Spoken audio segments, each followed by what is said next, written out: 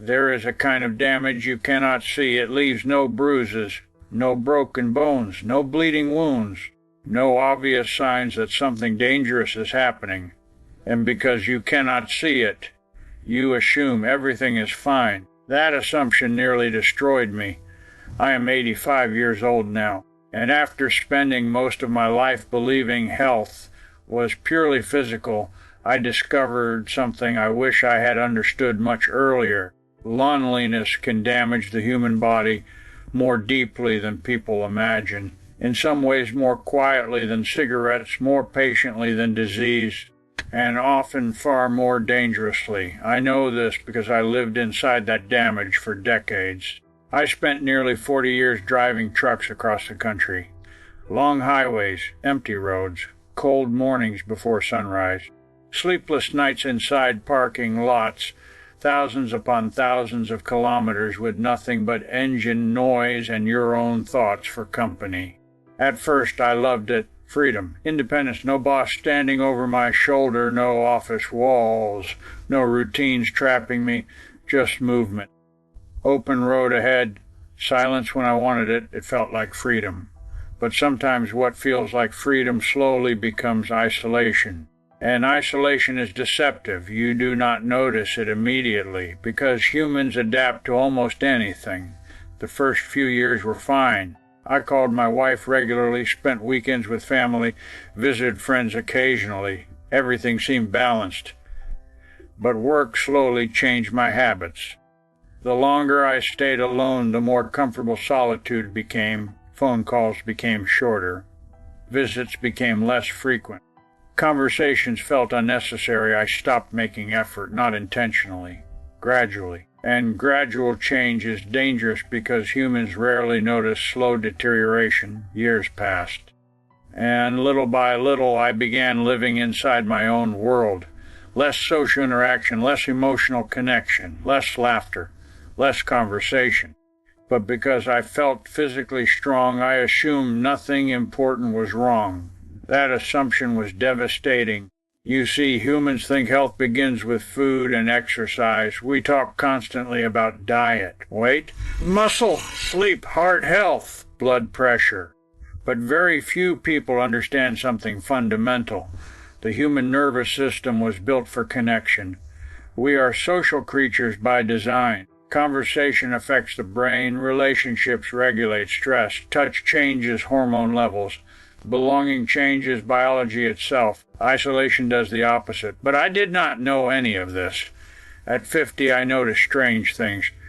My sleep worsened. Not because of physical discomfort. My mind simply refused to relax. Restlessness followed me constantly. Then anxiety appeared. I had never experienced anxiety before.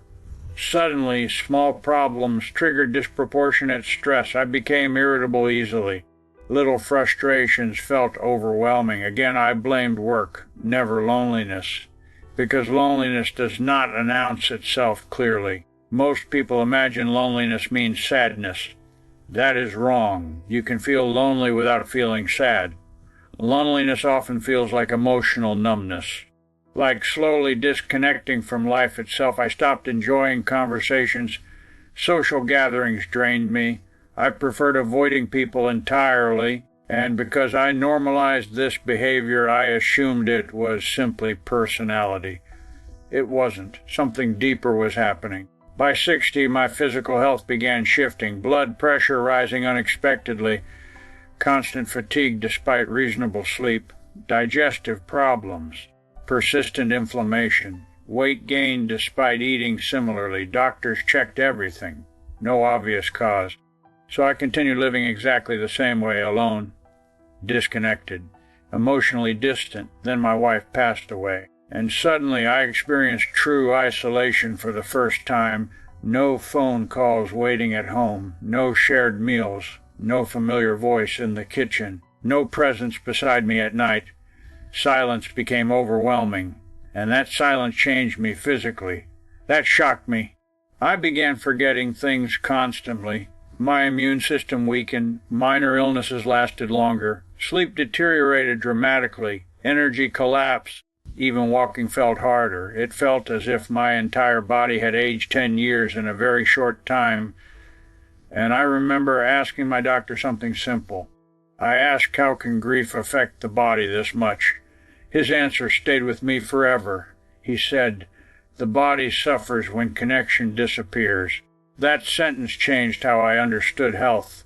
I began researching, reading everything I could, and I learned something extraordinary. Loneliness affects stress hormones, weakens immunity, increases inflammation, disrupts sleep cycles, accelerates cognitive decline, impacts heart health, changes brain chemistry itself. Suddenly, my entire life made sense.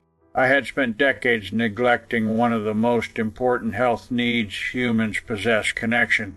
Not exercise, not food alone. Connection. Relationships are biological nourishment.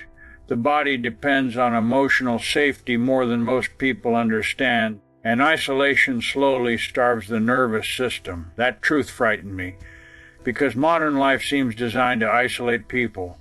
More screens, less conversation, more digital interaction, less physical presence, people living surrounded by others while feeling profoundly alone.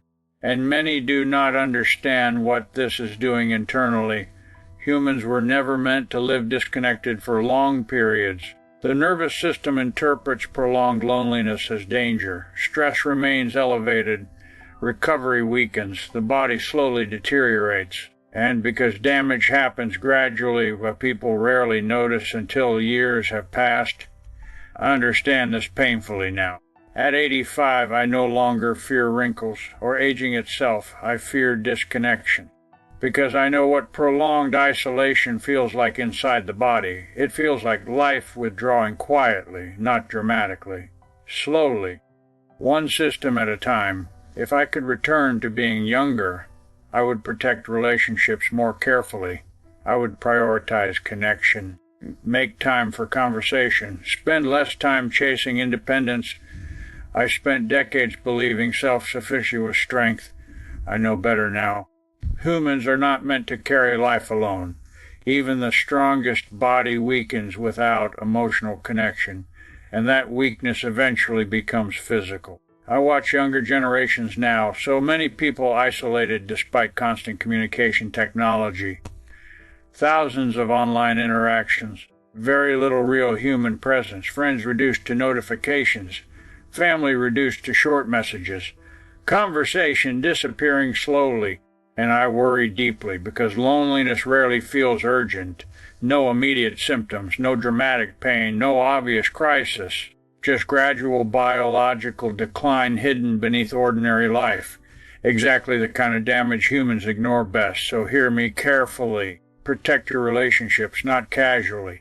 Seriously. Make time for people. Sit together. Talk without distractions. Laugh often. Touch the people you love. Stay connected to community, because your body listens to emotional experience more closely than you realize.